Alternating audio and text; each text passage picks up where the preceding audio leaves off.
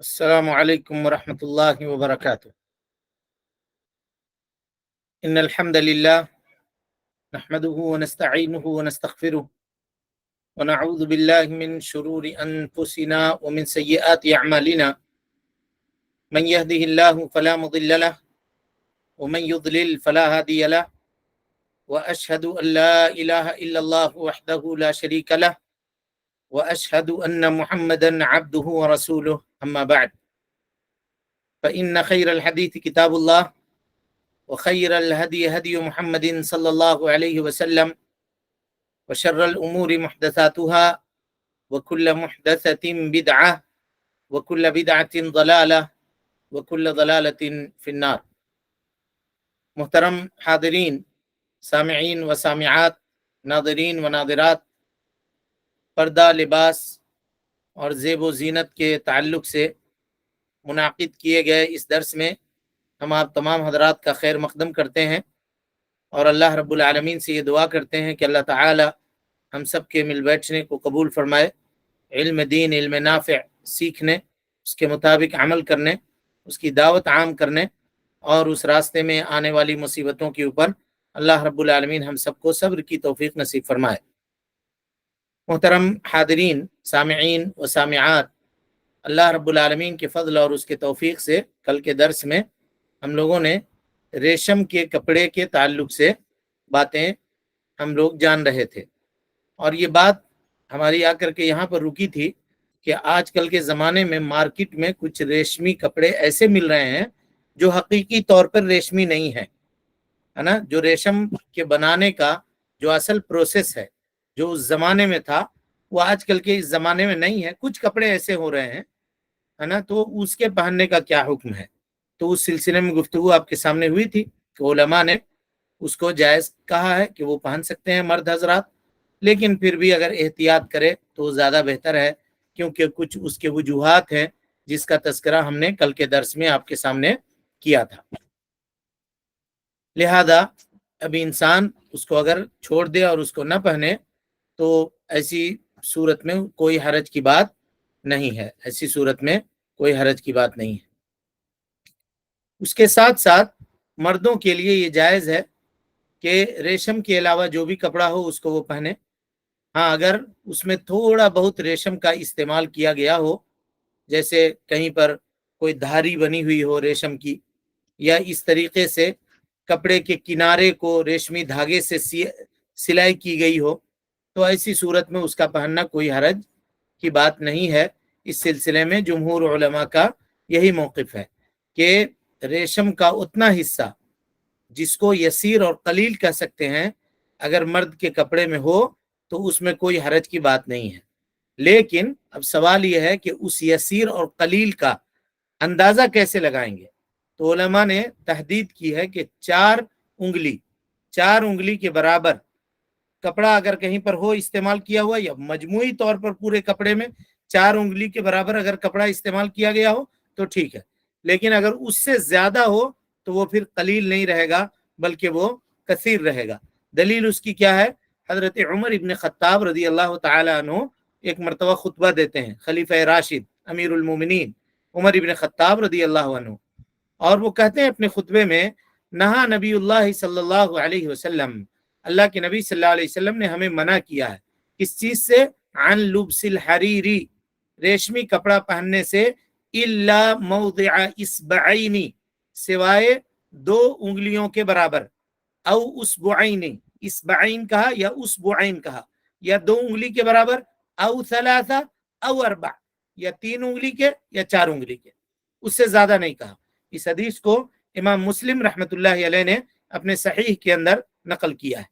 تو حضرت عمر ابن خطاب رضی اللہ تعالیٰ عنہ نے اللہ کے نبی جناب محمد رسول اللہ صلی اللہ علیہ وسلم سے یہ حدیث بیان کی کہ مردوں کے لیے اتنا رخصت ہے کہ وہ 4 انگلی کے برابر ریشم کو استعمال کر سکتے ہیں اپنے کپڑے میں، کسی مقام کے اوپر، کسی جگہ کے اوپر، لیکن اس سے زیادہ نہیں ہونا چاہیے۔ 4 سے کم ہو تو یہ زیادہ بہتر ہے۔ اللہ کے نبی صلی اللہ علیہ وسلم کے زمانے میں کپڑوں کا جو کنارہ ہوتا تھا نا، تو لوگ اس کی سلائی اس ریشمی دھاگے سے کیا کرتے تھے تاکہ وہ مضبوط ہو، اور ریشمی دھاگا جو ہوتا ہے وہ مضبوط ہوتا ہے۔ حضرت اسما رضی اللہ عنہا اللہ کے نبی صلی اللہ علیہ وسلم کے جبے کو نکالتی ہیں نبی صلی اللہ علیہ وسلم کے وفات کے بعد، وہ جبہ جس کو آپ پہنا کرتے تھے، وَكَانَتْ مَكْفُوفَةُ الْجَيْبِ وَالْقُمَّيْنِ بِالدِّيبَاجِ، کہتے ہیں کہ ریشم کے ذریعے سے یا ریشمی دھاگوں کے ذریعے سے نبی صلی اللہ علیہ وسلم کے کپڑے کے جیب کہتے ہیں اس جگہ کو جہاں سے آدمی کپڑے میں اپنا سر داخل کرتا ہے، جس کو آج کالر کہتے ہیں ہم لوگ، وہاں پر اور آستین کے حصے میں یہاں پر کیا تھا، دیباج یعنی ریشمی دھاگے سے اس کی سلائی کی گئی تھی۔ یہاں جو کور وغیرہ جو بنایا گیا تھا کنارہ جس کو کہتے ہیں حاشیے میں سلائی ریشمی دھاگے سے کی گئی تھی تاکہ وہ کپڑا مضبوط رہے۔ اس حدیث کو امام مسلم رحمۃ اللہ علیہ نے، امام ابو داؤد نے اور امام ابن ماجہ نے روایت کیا ہے۔ اور آپ کو کل بات آ چکی تھی کہ دیباج یہ حریر اور ریشم کو کہتے ہیں۔ تو اللہ کے نبی صلی اللہ علیہ وسلم نے اپنے جبے میں اس کا جو حاشیہ سلوایا تھا وہ حاشیہ ریشمی دھاگے کا تھا۔ تو اس سے یہ پتا چلا کہ اگر بہت قلیل مقدار مردوں کے لباس میں ریشم کا کو پایا جائے یا ریشم کا وجود ہو بہت قلیل مقدار میں تو اس کا پہننا حرام نہیں ہوگا۔ اور قلیل مقدار کس کو کہیں گے وہ ہم نے آپ کے سامنے واضح کر دیا کہ 4 انگلی کے برابر، 4 انگلی سے زیادہ پورا مجموعہ نہیں ہونا چاہیے۔ یہ نہیں کہ یہاں 4 انگلی ادھر 4 انگلی ادھر 4 انگلی، یہ نہیں، پورے کپڑے میں 4 انگلی سے زیادہ کپڑا ریشمی استعمال نہیں کیا گیا ہو، یہ مردوں کے لیے۔ لیکن اگر کوئی آدمی محتاج ہو ریشمی کپڑے کے پہننے کا تو ایسی صورت میں مرد کے لیے بھی اس کا پہننا جائز ہے۔ مثال کے طور پر کبھی کسی کو لا قدر اللہ رب العالمین محفوظ رکھے کوئی بیماری ہو جائے چمڑے وغیرہ میں یا اس طرح سے جسم میں کوئی پھوڑا پھنسی یا اس طرح کی کوئی چیز نکل جائے تو اور ڈاکٹر یہ کہے کہ دوسرے کپڑے کو آپ اگر پہنیے گا، کوئی بھی سنتھیٹک کپڑا یا اور دوسرے کپڑے اگر پہنیے گا تو اس سے آپ کے بیماری میں اضافے کا سبب ہے، آپ ریشمی کپڑا پہنیے۔ عام طور پہ ہوتا ہی ہے نا، اس کو علماء نے لکھا ہے، حافظ ابن حجر وغیرہ نے، کہ جو زخم ہوتا ہے بندوں کے اوپر، اللہ تعالیٰ اعزنا اللہ وإیاکم، اللہ رب العالمین ہم سب کو محفوظ رکھے اس سے، تو اگر عام کپڑے ہوتے ہیں نا تو اس پہ چپک جاتے ہیں، چپکنے کے بعد اس کو چھڑانے میں، اس کو الگ کرنے میں مریض کو بہت تکلیف ہوتی ہے۔ اس زمانے کی بات ہے، آج کل تو ملہم وغیرہ ہے، دوا ہے، بہت آسانی ہے کہ آدمی اس کو لگا کر کے زخم کو آرام سے رہ سکتا ہے اور صحیح سے رہ سکتا ہے، لیکن اس زمانے کی بات ہے۔ تو اب ایسے میں مریض کو نا ریشمی کپڑا پہنایا جاتا تھا جس سے وہ کپڑا کیا ہوتا تھا اس کے جسم کے اوپر، اس کے زخم کے اوپر چپکتا نہیں تھا اور وہ آسانی سے، چونکہ سلک ہوتا ہے وہ آسانی سے بہت نکل جاتا تھا اور زخم اس کو پکڑتا نہیں تھا۔ لیکن اگر کاٹن کا کپڑا اور اس طرح سے دوسرا کپڑا اگر اس کو پہنا دیا جائے تو وہ جسم کے اوپر چپک جائے گا اور بغیر پانی ڈالے یا بغیر اس کو نرم کیے ہوئے اگر اس کو نکال دیجئے تو وہ زخم بڑھ جائے گا اور اس سے مریض کو کافی تکلیف ہوگی۔ تو اگر ایسی ضرورت آج کے زمانے میں بھی کسی کے پاس ہو، حاجت اور ضرورت ہو تو وہ پہن سکتا ہے، اس میں کوئی حرج کی بات نہیں ہے۔ اسی طریقے سے مرد کی بات ہو رہی ہے یہ سب، اور خاتون تو ہر صورت میں پہن سکتی ہے۔ اسی طریقے سے اگر کسی آدمی کے پاس کوئی کپڑا نہیں ہو، ستر چھپانے کے لیے کوئی کپڑا اس کے پاس نہیں ہو، سارے کپڑے ضائع ہو گئے یا جل گئے یا کھو گئے، کچھ بھی ہو گیا سوائے ایک ریشمی کپڑے کے جو اس کے پاس باقی ہے، تب کیا کرے گا؟ ایسی حاجت اور ضرورت کے وقت وہ ریشمی کپڑا پہن سکتا ہے، کیونکہ جب مریض کے لیے حاجت ہے تو یہ آدمی ستر چھپانا ہے اس کو ضروری، اس کے لیے بدرجہ اولا اس کو اجازت مل سکتی ہے۔ جب مریض کو شریعت نے اجازت دی ہے تو اس کو بھی اجازت دے گی، اس کو بھی شریعت نے اجازت دی ہے اور بدرجہ اولا دی ہے۔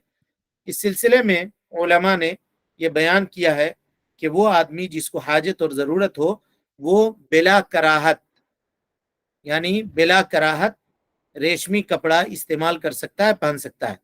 دلیل اس کی کیا ہے؟ اللہ کے نبی جناب محمد رسول اللہ صلی اللہ علیہ وسلم سے مروی ہے، حضرت انس بن مالک رضی اللہ تعالیٰ عنہ راوی حدیث ہیں، کہتے ہیں ان النبی صلی اللہ علیہ وسلم رخص لعبد الرحمن بن عوف والزبیر، اللہ کے نبی صلی اللہ علیہ وسلم نے حضرت عبد الرحمن ابن عوف صحابی رسول اور حضرت زبیر ابن عوام صحابی رسول رضی اللہ عنہما کے لیے ایسے قمیص کی اجازت دی، رخصت دی جو ریشمی کپڑے سے تیار کی گئی تھی. کیوں؟ من حکتن کانت بہما، ان دونوں کے جسم کے اندر کھجلی وغیرہ کی کوئی بیماری ہو گئی تھی، اس کی وجہ سے اللہ کے نبی صلی اللہ علیہ وسلم نے حقہ کی وجہ سے نبی صلی اللہ علیہ وسلم نے اجازت دی. تو جیسا کہ ہم نے بتلایا کہ اگر کوئی حاجت اور ضرورت ہو اور طبیب یہ کہہ رہا ہو کہ آپ کے حساب سے ریشمی کپڑا یہ سوٹ کرے گا، جب تک یہ انفیکشن جسم سے ختم نہیں ہو جاتا ہے تب تک آپ ریشمی کپڑا استعمال کیجئے، تو اس آدمی کو چاہیے کہ وہ استعمال کرے. متفق علیہ روایت ہے، جیسا کہ اللہ کے نبی صلی اللہ علیہ وسلم نے حضرت عبد الرحمن ابن عوف کو اور حضرت زبیر ابن عوام رضی اللہ عنہما کو یہ اجازت دی. تو اللہ کے نبی صلی اللہ علیہ وسلم نے ان دونوں صحابی کو اجازت دی کہ وہ حاجت کے وقت، ضرورت کے وقت ریشمی کپڑا پہنے. اس سے یہ پتا چلا، اس اجازت سے کیا پتا چلا جی، کہ اس امت کے لیے ریشمی کپڑا پہننا حرام ہے. مردوں کے لیے، اس امت کے مردوں کے لیے ریشمی کپڑے کا استعمال کیا ہے؟ حرام ہے. ورنہ اللہ کے نبی صلی اللہ علیہ وسلم سے رخصت لینے کی کیوں ضرورت پیش آتی؟ اور رخصت ملتی ہے کس کو؟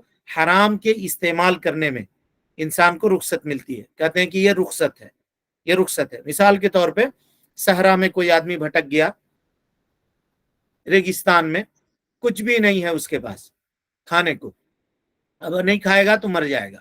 ایسی صورت میں سامنے اس کو کوئی مردار کسی جانور، کوئی بکری مری ہوئی ملی یا کوئی اور چیز مری ہوئی ملی، تو علماء کہتے ہیں کہ یہ ضرورت ہے، یہ ضرورت ہے. ایسی صورت میں وہ آدمی کیا کرے گا؟ وہ بکری کا گوشت جتنا اس کی حیات باقی رکھ سکے، جتنا اس کے جینے کے لیے، سروائیو کرنے کے لیے ضروری ہو، اتنی مقدار وہ کھا سکتا ہے، اتنی مقدار وہ کھا سکتا ہے، اگرچہ وہ جانور مرا ہوا ہے، مردار ہے، حرام ہے تب بھی. حتیٰ کہ علماء نے یہ لکھا کہ حرام جانور بھی اگر ہو اور مرا ہوا ہو تو اس کا بھی گوشت لے کر کے آدمی کھا سکتا ہے تاکہ اپنی جان کی حفاظت کرے. یہ ضرورت ہے، تو ضرورت کے وقت رخصت ملتی ہے. پہلے وہ چیز حرام تھی تو شریعت نے یہ رخصت دی. تو آپ کیا کہیے گا؟ مردار کھانے کی ضرورت کے وقت شریعت نے رخصت دی ہے. رخصت کہنا آپ کا یہ اس بات کے اوپر دلالت کرے گا کہ اگر حاجت اور ضرورت نہ ہو تو وہ چیز حرام ہوگی، وہ چیز حرام ہوگی. تو اس سے یہ پتا چلا کہ عبد الرحمن ابن عوف کو اور زبیر ابن عوام کو رضی اللہ عنہما، ان دونوں صحابیوں کو اللہ کے نبی صلی اللہ علیہ وسلم نے جو رخصت دی، اس وجہ سے رخصت دی کہ ریشم کپڑے کا استعمال، ریشمی کپڑے کا استعمال اس امت کے لیے جائز نہیں تھا، جائز نہیں تھا. یہ اس بات کے اوپر دلیل ہے، اس بات کے اوپر دلیل ہے. یہ اب آئیے ایک آدھ مسئلے اس کے جانتے ہیں اور اس کے بعد پھر ہم دوسری جانب منتقل ہوں گے. اب اگر کوئی آدمی، کوئی چھوٹا بچہ ہے، کوئی چھوٹا بچہ ہے جو ابھی بلوغت کی عمر کو نہیں پہنچا ہے، قاعدہ کیا ہے شریعت کا؟ اہل علم کہتے ہیں کہ اگر بچہ سن تمیز کو نہیں پہنچا ہے، بلوغت کے قریب نہیں ہوا ہے، تو اس کے لیے کوئی گناہ اور کوئی نیکی نہیں لکھی جاتی سوائے ان نیکیوں کے جس کا ذکر شریعت کے اندر موجود ہے. اور وہ کون کون سی نیکی ہے؟ حج کی نیکی. اگر چھوٹا بچہ بھی اپنے والدین کے ساتھ حج کرے گا تو حج کی فرضیت تو اس کی ادا نہیں ہوگی لیکن نیکی اس کو ملے گی، اس کے ماں باپ کو بھی نیکی ملے گی.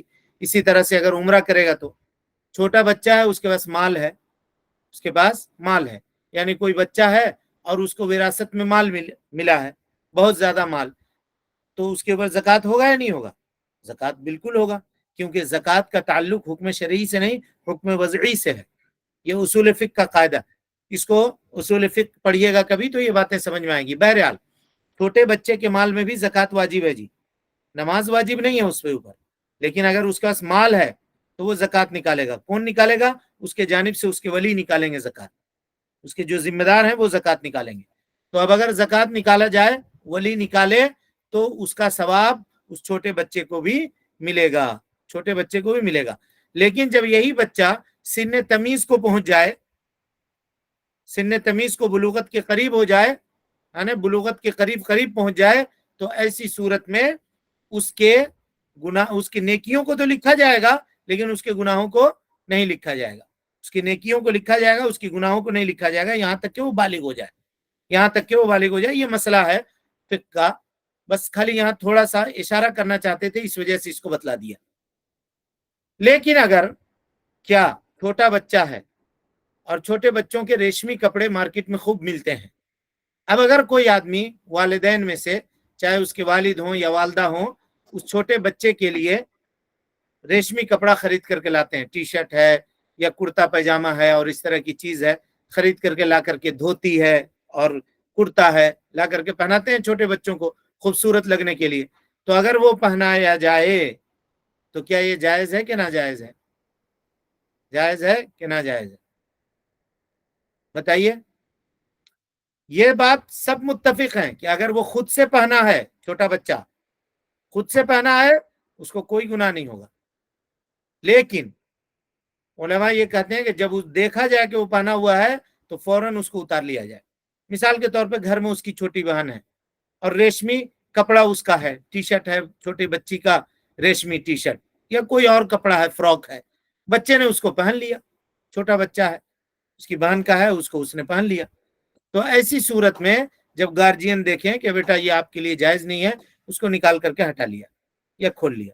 علماء کہتے ہیں کہ اتنا کرنا چاہیے، لیکن اور اس کا گناہ اس کو نہیں لکھا جائے گا۔ وہ بچے نے اگر خود سے بھی پہنا ہے تو اس کا گناہ اس کے اوپر نہیں لکھا جائے گا، کیونکہ ابھی ہم نے آپ کو بتلا دیا کہ اگر وہ بالغ نہیں ہوا ہے یا سن رشد کو نہیں پہنچا ہے تو اس کا گناہ نہیں لکھا جائے گا۔ لیکن اگر والدین میں سے کسی نے اس کو خرید کر کے پہنایا، والد یا والدہ نے، تو اس سلسلے میں اہل علم کہتے ہیں کہ کسی بھی گارجین کے لیے یہ جائز نہیں ہے کہ وہ اپنے چھوٹے بچے کو یعنی لڑکے کو، لڑکی کو پہنا سکتے ہیں، لڑکے کو ریشمی کپڑا پہنائے، مگر یہ کہ بہت قلیل جتنے کی اجازت شریعت نے دی ہے نا۔ حنفیہ اور اسی طرح سے حنابلہ کی ایک جماعت، مالکیہ اور شافعیہ کی ایک جماعت یہ کہتی ہے۔ تو پتہ یہ چلا کہ چھوٹے بچے کو اگر والدین بھی پہناتے ہوں ریشمی کپڑا تو یہ حرام ہوگا، اگرچہ وہ اس کے والدین کی طرف سے ہو۔ گناہ کس کو ملے گا؟ ماں باپ کو ملے گا، چھوٹے بچے کو کچھ بھی نہیں ملے گا۔ اسی لیے یہ جائز نہیں ہے کہ کوئی بھی والدین اپنے بچے کو ریشمی کپڑا خرید کر کے پہنائیں، اگرچہ وہ بچہ چھوٹا ہی کیوں نہ ہو۔ دلیل اس کی کیا ہے؟ وہ سارے نصوص جس میں اللہ کے نبی صلی اللہ علیہ وسلم نے ریشمی کپڑے کو مردوں کے لیے حرام قرار دیا ہے، اور والد اگرچہ وہ بچہ مکلف نہیں ہے لیکن والد اور والدہ تو مکلف ہیں، ایسی صورت میں والد اور والدہ کے لیے جائز نہیں ہے کہ وہ ریشمی کپڑا اپنے بچے کے لیے خریدیں اور اس کو پہنائیں۔ دلیل کیا ہے؟ حضرت جابر ابن عبداللہ رضی اللہ عنہما روایت کرتے ہیں، کہتے ہیں کہ وہ اپنے ابو سے روایت کرتے ہیں، جابر ابن عبداللہ حضرت عبداللہ سے روایت کرتے ہیں، کہتے ہیں کننا ننزعہ، ہم لوگ حریر اور ریشمی کپڑوں کو عن الغلمانی، اپنے چھوٹے بچوں سے یعنی چھوٹے مرد بچوں سے، لڑکوں سے اتار دیا کرتے تھے، اگر وہ لوگ پہنے ہوتے تو اس کو اتار دیا کرتے تھے۔ وَنَتْرُكُهُ عَلَى الْجَوَارِ، اور جاریہ کہتے ہیں چھوٹی بچی کو، جی اسی کی جمع ہے جواری، تو جواری سے یعنی چھوٹی بچیوں سے اگر وہ ریشمی کپڑا پہنے ہوئے ہوتے تو ان کو کچھ نہیں کرتے، ان کو چھوڑ دیا کرتے تھے۔ غلمان کہتے ہیں بچہ کو یعنی مرد بچے کو، اور جواری کہتے ہیں خاتون بچی کو، عورت بچی کو، چھوٹی بچی کو جو بچی ہو ابھی، اس کو جواری کہتے ہیں۔ تو ہم لوگ اگر اپنے اگر بیٹوں میں سے کوئی پہنا ہوتا تو اس کو اتار دیتے، اور اگر بیٹیاں ہماری پہنتی ریشمی کپڑے تو اس کو ہم چھوڑ دیتے، اس کو نہیں اتارا کرتے تھے۔ اس حدیث کو امام ابو داؤد نے، امام طحاوی نے روایت کیا ہے، اور علامہ البانی رحمۃ اللہ علیہ نے اس حدیث کو صحیح قرار دیا ہے۔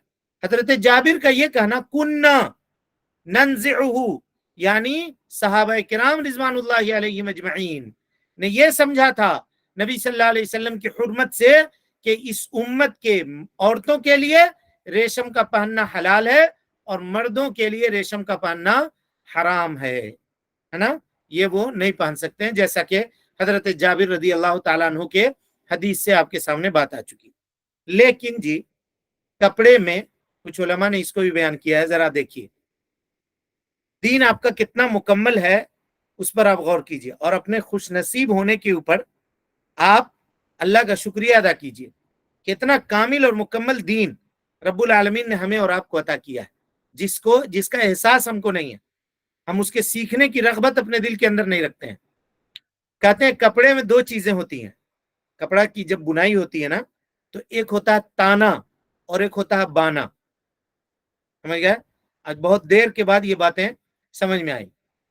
कहा कि वो कपड़ा लंबा भी होता है, धागा जब बनाया जाता है ना तो इस तरह लंबाई में होता है, और एक धागा जो होता है वो इस तरह होता है। आप सब लोग अपने कपड़े को देखिए कैसे बना हुआ है। एक धागा आपको ऐसे सीधा नजर आएगा और एक धागा ऐसे आड़ा चौड़ाई में नजर आएगा। तो ऐसे सीधे वाले को ताना कहते हैं, ऐसे वाले को बाना कहते हैं। तो अगर ताना और बाना में से कोई एक चीज रेशम का हो और दूसरी चीज दूसरे कपड़े का हो, मिसाल के तौर पे एक जो है सिल्क का धागा इस्तेमाल किया ताने में या बाने में, और एक में कॉटन इस्तेमाल किया या कोई और सिंथेटिक यानी टेरिकोट इस्तेमाल किया, या और जो कुछ कपड़ों की शक्ल हो सकती है उसको इस्तेमाल किया, तब उसका पहनना जायज है या ना जायज है? इस पे उलमा ने गुफ्तगू की है कि वो कपड़ा जिसमें रेशम के धागे को इस्तेमाल किया गया हो कपड़े की असलियत के अंदर, उसकी माहियत के अंदर। तो असलियत और माहियत को कैसे करेंगे? का नसीज में जहां जो मशीन में फिट करके उसको बुनाई कर रहे हैं ना, तो उसमें या तो आड़ा लगाया हो रेशम का धागा या सीधा लगाया हो रेशम का धागा। ऐसी सूरत में क्या करेंगे?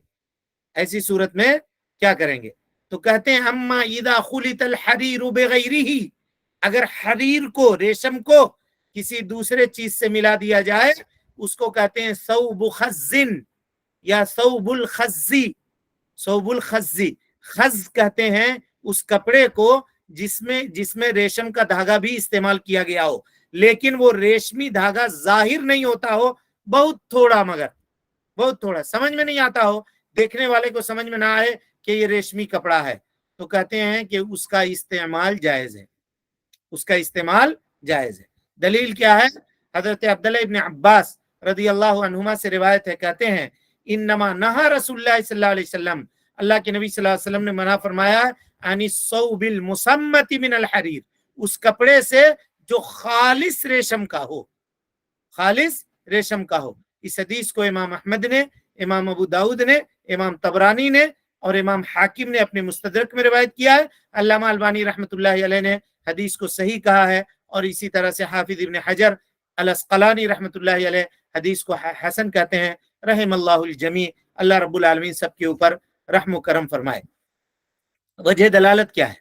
वजह दलालत यह है कि अल्लाह के नबी सल्लल्लाहु अलैहि वसल्लम ने मना किया है उस कपड़े से जो खालिस रेशम का हो, यानी वो कपड़ा जिसके अंदर रेशमी धागा मखलूत हो दूसरे नसीज से, जिसको हमने कहा कि ताना या बाना, अगर ऐसी सूरत में वो हो तो बहुत यसीर कलील हो और वो समझ में नहीं आ रहा हो कि रेशमी कपड़ा है ये, तो ऐसी सूरत में ये नही के अंदर दाखिल नहीं होगा, नही के अंदर दाखिल नहीं होगा। क्यों?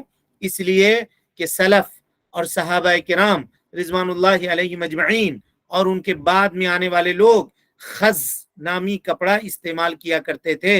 सुलेमान अत-तमीमी कहते हैं रअयतु अला अनस रज़ियल्लाहु अन्हु, हजरत अनस इब्न मालिक रज़ियल्लाहु तआला अन्हु को मैंने देखा कि वो एक ऐसा बुर्नुस पहने हुए हैं जो खज का था, यानी उस कपड़े का था जिसमें रेशम और दूसरा कपड़ा मिक्स था। और हम बता चुके हैं बुर्नुस कहते हैं उस कपड़े को जी कि जिसमें पीछे की टोपी लगी हुई होती है। अभी ठंडी वगैरह का मौसम आ रहा तो उसमें देखिएगा नौजवान पहनते हैं, विंचीटर वगैरह में पीछे ही टोपी होती है उसकी, उसके कुर्ते के साथ टोपी अटैच होती है, पीछे से लेकर के बांध करके सामने उसको बांध लेते हैं ताकि हवा वगैरह से कान महफूज रहे। उसको कहते हैं बुर्नुस। अरब में ये पहनते थे। इब्तिदा में मुकद्दमे में बुर्नुस के ताल्लुक से आपके सामने गुफ्तगू हो चुकी है। ये हदीस जो है ना ये बुखारी के अंदर मौजूद है। इमाम बुखारी ने अपने सहीह के अंदर इसको रिवायत किया है। इसी तरह से हजरत हुसैन इब्न अली रजी अल्लाह अन्हुमा से रिवायत है कि कान यलबसु सौब व कसा मिन खज, हजरत हुसैन इब्न अली रजी अल्लाह तआला अन्हु खज नामी कपड़े का इस्तेमाल किया करते थे और उसका सौब पहनते थे, और इसी तरह से बदन ढाकने के लिए आप चादर का भी इस्तेमाल उससे किया करते थे। और इसको इब्न अबी शैबा ने मुसन्नफ के अंदर रिवायत किया है और इसकी भी सनद सही है, इसकी भी सनद सही है। इन दो वाक़ये का बयान करने का मकसद क्या हुआ? मकसद ये है कि सलफ़ सालिहीन रिज़वानुल्लाहि अलैहिम अजमईन उस कपड़े का इस्तेमाल किया करते थे जिसमें रेशम मिक्स हो, खालिस रेशम नहीं हो। तो इससे ये पता चला कि मर्द हजरात उसको पहन सकते हैं जो खालिस نہیں ہو بلکہ اس کے اندر مکس کیا گیا ہو. اب مکس کی جو صورت ہو، لیکن ظاہر نہیں ہونا چاہیے، پتہ نہیں چلنا چاہیے کہ یہ ریشم کا کپڑا ہے. رہی بات خواتین کے لیے، تو خواتین کے لیے ریشمی کپڑا مناسب ہے. ان کی رقت اور ان کی نرمی کو یہ چیز سٹ کرتی ہے، اور اس کے لیے ان کے لیے یہ چیز پسند ہے. تو جہاں تک تعلق ہے قواریر کا، یہ نبی صلی اللہ علیہ وسلم نے تعریض کیا تھا عورتوں کے لیے، جن کو کہا تھا شیشے کی چیزیں یا شیشے کا برتن آپ کہہ لیجئے، قواریر. جب نبی صلی اللہ علیہ وسلم ایک سفر سے لوٹ رہے تھے تو وہاں ایک غلام تھے، وہ جو ہے نا ہدی کر رہے تھے. ہدی کہتے ہیں کچھ اشعار پڑھنا. تو جو اشعار پڑھتے ہیں تو اونٹ کو کیا ہوتا ہے نا، اس میں وہ اشعار سن کر کے اونٹ کو جوش آتا ہے اور بہت تیز بھاگنے کی کوشش کرتا ہے. وہ عربوں کے یہاں یہ چیز ہے. تو وہ پڑھنے لگا، کوئی ایک غلام تھے وہ پڑھنے لگے، چھوٹے بچے تھے، آواز بھی ان کی بہت اچھی تھی. تو اللہ کے نبی صلی اللہ علیہ وسلم نے کہا رفقا یا انجشا، اے انجشا نرمی کرو، رفقا بالقواریر. قواریر مانے شیشے کے آبگینوں کے ساتھ، ان برتنوں کے ساتھ تم کیا کرو، نرمی کرو. تو شیشے کا برتن تھوڑی تھا نبی صلی اللہ علیہ وسلم کے ساتھ، خواتین تھیں. آپ نے شیشے کا برتن کہہ کر کے خواتین کو مراد لیا. بہرحال کہا رفقا بالقواریر. تو جہاں تک تعلق قواریر کا ہے، خواتین کا ہے، تو خواتین ریشمی کپڑا پہن سکتی ہیں. یہ ان کی طبیعت کے لیے کہ مناسب ہے کہ ان کے اندر رقت ہے، ان کے اندر نرمی ہے. تو اسلام نے، شریعت نے ان کے اس طبیعت کا خیال رکھتے ہوئے ریشمی کپڑوں کو ان کے لیے جائز قرار دیا. وہ بلا کسی کراہت کے ان کپڑوں کو استعمال کر سکتی ہیں اور ان کو پہن سکتی ہیں. اس کے اوپر امت کا اجماع ہے. ہاں کچھ علماء نے یہ کہا ہے کہ نہیں، خواتین کے لیے بھی ناجائز ہے، لیکن کیوں؟ وہ استدلال کرتے ہیں کہ نبی صلی اللہ علیہ وسلم نے کہا ہے لا خلاق لہ فی الاخرہ، کا اتنی سخت وعید آنے کے بعد کیسے آپ اجازت دیجیے گا؟ اور وہ کہتے ہیں کہ یشمل الرجال والنساء، یہ خاتون کے لیے بھی اور مردوں کے لیے دونوں کو شامل ہے، دونوں کے لیے شامل ہے. جیسے کہ حضرت عبداللہ ابن زبیر اور دوسرے لوگوں نے اس سے یہی اخذ کیا ہے. وہ کہتے ہیں کہ نہیں، ریشمی کپڑا نہ مرد پہن سکتا ہے نہ عورت پہن سکتا ہے. اور حضرت عبداللہ ابن زبیر اپنے خواتین کو اس سے منع کرتے تھے رضی اللہ عنہ وارضاہ.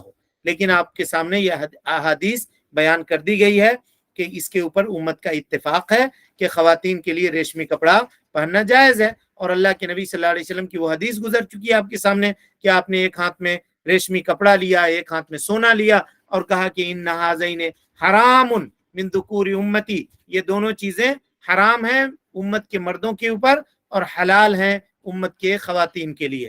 ان ھذین حرام علی ذکور امتی وحلال علی النساء، یا مرد عورتوں کے لیے یہ چیزیں حرام ہیں. مفہوم اس کا یہ ہے کہ ریشمی کپڑا اور سونا، یہ دونوں کے دونوں، سونا مانے وہ میٹل جس کا زیور بنایا جاتا ہے، سونا مانے نیند نہیں سمجھیے گا. ریشمی کپڑا اور وہ سونا میٹل، وہ کیا ہے؟ حرام ہے مردوں کے لیے اور حلال ہے خواتین کے لیے. وہ سونا بھی پہن سکتی ہیں اور ریشمی کپڑے بھی پہن سکتی ہیں. اور اسی طرح سے حضرت انس بن مالک رضی اللہ تعالی عنہ سے روایت ہے، کہتے ہیں کہ انہوں نے ام کلثوم رضی اللہ عنہا بنت رسول اللہ صلی اللہ علیہ وسلم، نبی صلی اللہ علیہ وسلم کی صاحبزادی کو دیکھا کہ آپ ایک کپڑا پہنی ہوئی ہیں جس کے اندر جو ریشمی کپڑا ہے، جو ریشمی کپڑا تھا، ہے نا، ریشمی کپڑا تھا. حدیث بخاری کے اندر، صحیح بخاری کے اندر موجود ہے. اور اسی طرح سے سلف صالحین رضوان اللہ علیہم اجمعین سے یہ ثابت ہے کہ وہ اپنے خواتین کو ریشمی کپڑا پہنایا کرتے تھے. اس سلسلے میں بہت سارے آثار مروی ہیں. تو اس سے یہ پتا چلا کہ امت کی خواتین کے لیے اللہ رب العالمین نے ریشمی کپڑوں کو حلال قرار دیا ہے، ریشمی کپڑوں کو حرام نہیں کیا ہے. ان کے لیے یہ کپڑے، ریشمی کپڑے امت کے خواتین کے لیے حلال ہیں، چاہے وہ کسی مقام کے اوپر اس کا استعمال، داخلی یا خارجی لباس کسی بھی طور پر اس کا استعمال کیا جائے، اس میں کوئی حرج کی بات نہیں ہے. خاتون کے لیے مطلق طور پر ریشمی کپڑے کا پہننا جائز ہے. اسی طریقے سے وہ کپڑے جس کا پہننا حرام ہے، وہ کپڑے جس کا پہننا حرام ہے، یہ آخری پیراگراف ہے اس کا، لیکن وقت چونکہ ہو گیا اور یہ ہم مکمل بھی نہیں کر سکیں گے، اس لیے درس کو یہاں روکتے ہیں. انشاءاللہ پھر کل کے درس میں اس کی وضاحت کریں گے. رب العالمین سے دعا ہے کہ اللہ تعالی ہمیں اور آپ کو حسن عمل کی توفیق دے، ہم سب کی اصلاح فرمائے، نیکیوں کو قبول کرے، سیئات سے درگزر فرمائے، جب تک زندہ رکھے دین اسلام پہ زندہ رکھے، اور جب اٹھائے ایمان پہ اٹھائے۔ آمین واخر دعوانا ان الحمدللہ رب العالمین۔ جی